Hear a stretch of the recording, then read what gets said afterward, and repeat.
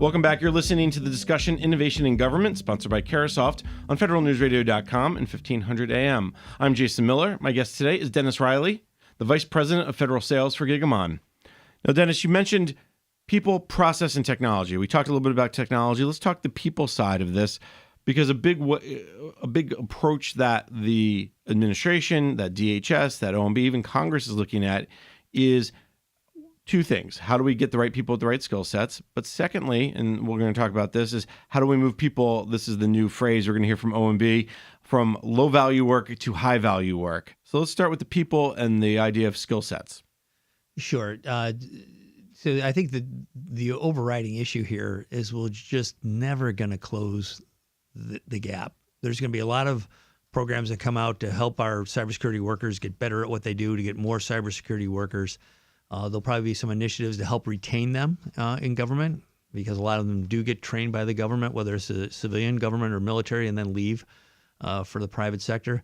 But I just don't ever see us closing that gap. So I think we have to equip our workers with the latest technology and have a lot of that technology take care of the lower value tasks, the more mundane issues, so they can do the higher order thinking that you mentioned. At the same time, with all the tools that we're talking about, they're going to get inundated with data, and they have to have that skill set to understand the data and then act on that data. Is that where the new skill sets are needed, is around audit logs or whatever we're calling it nowadays? Sure. So I think what you want technology to do for our cybersecurity workers is, remove some of those false positives, take some automated actions, so that when the tougher decisions or the more intense forensic or investigatory work takes place, we freed them up for that. Dr. Jim Travis at DISA was recently speaking about the Acropolis program that they have at DISA. And he talked about how they're using big data platforms and commercially available threat intelligence services to help get the job done. But he talked about some staggering numbers there that no human could handle. 200,000 threat indicators, 100,000 countermeasures approved for use, over 10,000 active and passive detection signatures with 1 million attributes. And that was just in their one application. So it's clear you can't have a security operations center with enough people to handle that. So automation and orchestration done through something like a security delivery platform is going to be key. I feel like you knew my next question. Where does automation and orchestration come in? Let's talk a little bit about that. What are you guys seeing maybe from your customers around automation, orchestration? Are they starting to move in that direction? They are, and they absolutely recognize the need. And I think this is where industry cooperation comes in. And at Gigamon, we believe in open APIs, and many of the other cybersecurity solution providers on the market do the same thing. So the idea is that if you have a real-world problem where you're noticing some unusual activity, let's say some encrypted traffic coming in from a port that doesn't usually allow encrypted traffic, you may want to trigger through a security delivery platform to have a device do decryption of all that traffic and very intense packet capture, so that you can determine what's going on and, if necessary, do forensic work. So there's an example of where you might have a playbook using open APIs where automated activities take place. A human is alerted in case they want to alter that or take further actions as well. It's almost like the if-then statement. If you did coding back in the day of BASIC, right? If X equals 5, then Y must. So same thing. The APIs are doing that if-then. If we're getting encrypted data through this port, then do this. Right. I'm simplifying it. Yes. No, I think you're right. There are playbooks, and there's been companies on the market. FAN was recently acquired by Splunk, so they're looking into that.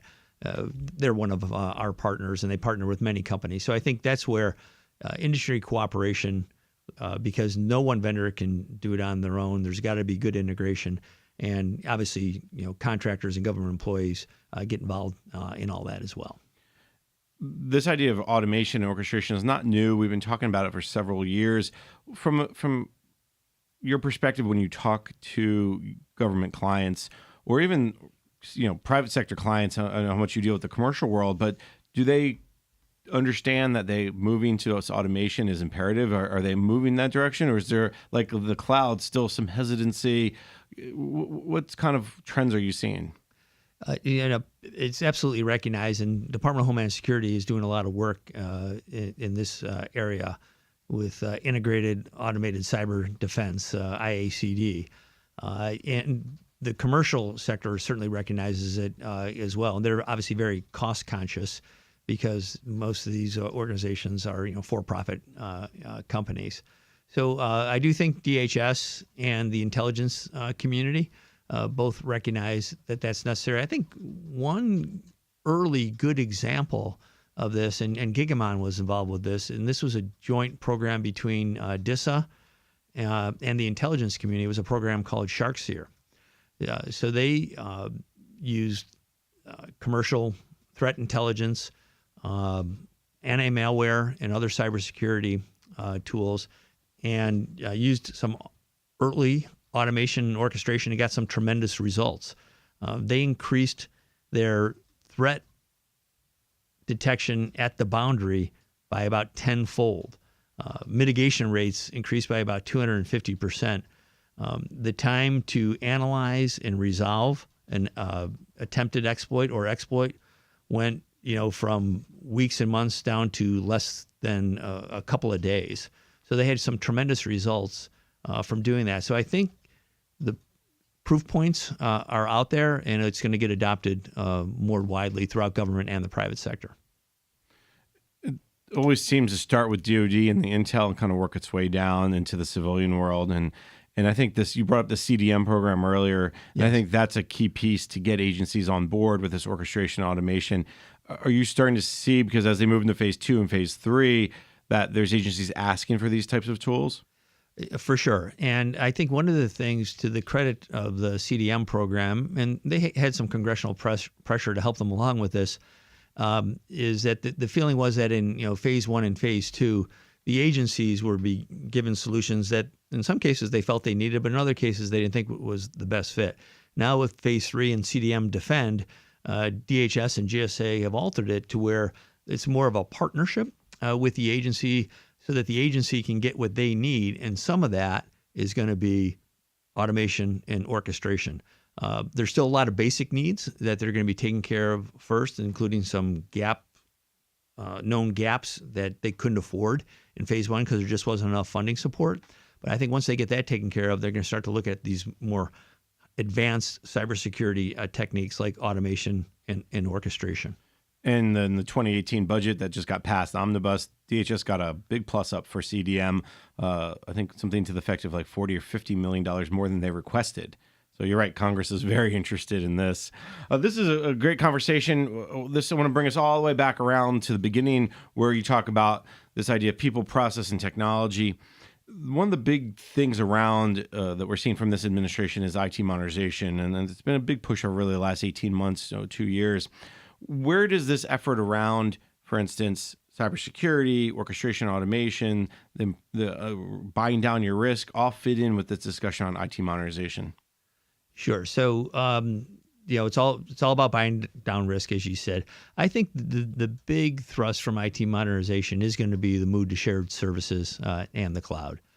And as we talked about earlier, agency heads, program managers, CIOs, and CISOs are going to expect to have the same visibility into their data in the cloud that they would have on-prem. Otherwise, they can't fulfill their responsibility of making sure the taxpayers' data is secure. So I think that's the biggest thing that we're going to see is, can I secure the data in the cloud just as well, if not better, than I can when it was on-prem?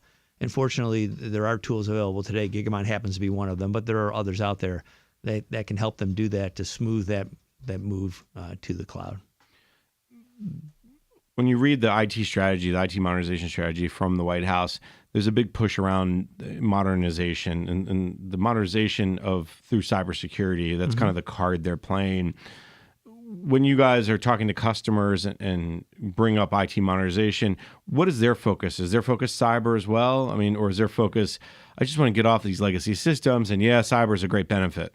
So I think we all know that 80 to 85% of the IT budget goes to maintain the old systems. Some of them COBOL systems that are 40 and 50 years old. So we all know those stories. So I do think first and foremost, CIOs want to modernize those applications and build them with a SecOps, DevOps outlook where security is built into the application from the get-go. That's key. In addition to the IT modernization, I think the Management Act, the MGT Act, is interesting. What I'd like to see there, right now it's $100 million for FY18.